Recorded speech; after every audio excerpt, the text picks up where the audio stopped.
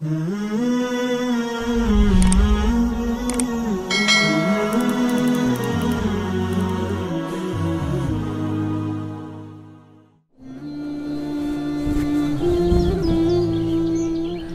келдің, Рамазан.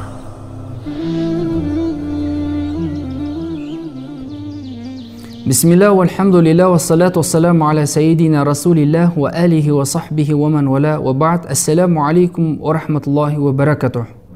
Жалпы, ораза дегеніміз таң атқаннан күн батқанға дейін ораза ниетімен төсек қатынасынан және тағам сусыннан тыйылу деген едік.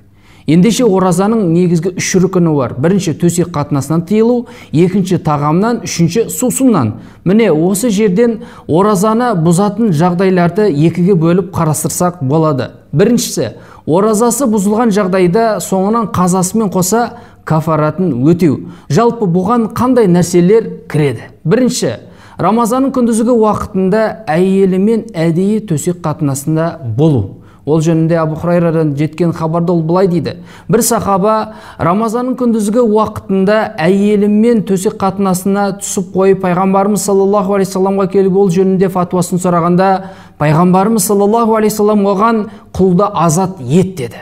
Сонда ол құл азат етуге шамам келмейді дегенде пайғамбарымыз саллаллаху алейхи салам оған шаман келмесе, онда 60 күн ораза ұста деді.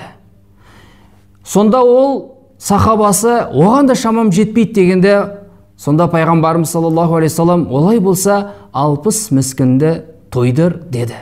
Міне, Рамазанның күндізгі уақытында әдейі әйелмен төсек қатынасына түсіп қойған адамның жағдайы міне осы кафараттар, осы өтемдер өтеледі. Ендеше, ерлі зайыптылар ерікті түрде төсек қатынасына түсетін болса, міне осы кафаратын өтейді. Алайда, егерде әйелі мәжбүрлікпен осы төсек қатынасына түскен болатын болса, онда әйелі кафаратын өтемейді, керісінше күйеуі өтейді. Егер әйелі мәжбүрлейтін болса, онда ол күйеуі де, әйелі де кафаратын өтеу тиіс болады. Тағы бір айта кететін жағдай, ұлы сөздің ұяты жоқ дейді. Егерде ерлі зайыптылар төсек қатынасына түсіп тіпті ұрығы шықпаса да, ол кафаратын өтеу оған міндетті болады. Бұл бірінші жағдай. Екінші, оразаны бұзып, соңынан қазасымен кафаратын өтейтін жағдайға келетін болсақ, ол Рамазанның күндізгі уақытында әдейілеп сусын ішу немесе тағам жеу, сондай-ақ дәрі-дәрмектерде оразаны бұзады. Соңынан ол қазасымен кафаратын өтейді. Бұл жөнінде Муслимнің риуаятында бір сахаба Рамазанның күндізгі уақытында әдейілеп аузын ашып қойған кезде пайғамбарымыз саллаллаху алейхи салам оған құл азат ет деген. Али радиаллаху анху міне кафарат үш жағдайда өтеледі деді. Бірінші төсек қатынасы, екінші тағам, үшінші сусын. Міне осы үш жағдай кафаратты міндеттейді. Ендеше, кафарат дегеніміз не? Осыған тоқталайық. Кафарат дегеніміз Рамазанның күндізгі уақытында әдейілеп осы үш жағдайға тап болған адам оның өтемін өтеу тиісті болады. Ол не нәрселер? Бірінші, яғни құл азат ету. Егерде құлды азат етуге шамасы келмесе, онда 60 күн арасын үзбей ораза ұстау тиісті болады.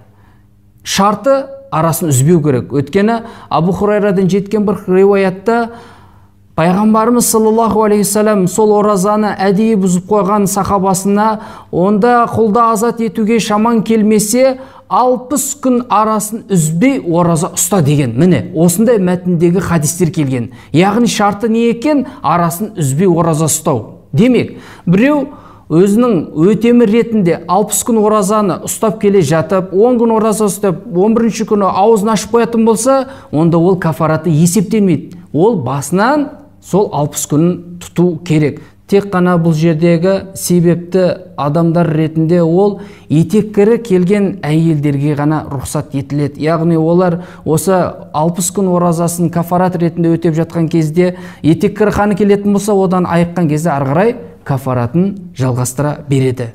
Бұл екіншісі. Егер де осы қартайған шағында немесе ауырып қалып, осы кафаратын 60 күнін тұтуға шамасы келмейтін болса, онда ол 60 міскінді тойдырады. Яғни 60 міскінді тойдыру. Күніне ол 1 міскінді тойдырса болады, немесе 60 міскінді бірден тойдырса болады. Оларға негізі бидайдан жатсақ, яғни шамамен 2 килограмның көлемінде бидайдың құнын берсе болады. Бірақ та 1 міскінге бірден сол 60 міскінге беретін бидайдың құнын беруге болмайды. Бәлкім күніне 1 міскінді тойдырады, немесе 60 міскінді бір күнде тойдырса болады. Міне, Рамазанда әдейілеп осы 3 жағдай, яғни төсек қатынасына түсіп қойған, тағам, сусын, дәрі-дәрмектерді ішкен жағдайда оның өтелетін өтемі осы. Құл азат ету, оған шамасы келмесе 60 күн ораза ұстау, оған шамасы келмесе 60 міскінді тойдыру.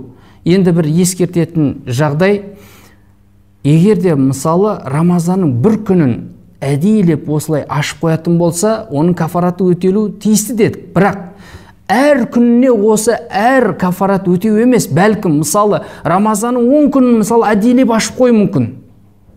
Ол соңына не істейді? Бір кафарат өтесе оған жеткілікті. Тіпті ғалымдарымыз егерде бір Рамазанды осылай әдейілеп ашып қойған нелері күндері болса, тіпті оның кафаратын өтемей келесі Рамазанда тағы да бір Рамазанның күнін әдейі ашып қоятын болса, онда екеуіне бір кафарат жеткілікті деді. Сондықтан да мені Рамазанның күндізгі уақытында осы жағдайдан біз аулақ болайық. Егерде кімде-кім осы 3 жағдайға тап болатын болса, оның өтемі ретінде мені осы 3 нәрсені өтеу тиісті болады. Бұл Рамазан айында оразаны бұзатын жағдайлар, яғни қазасымен қоса кафаратын өтейтін жағдай.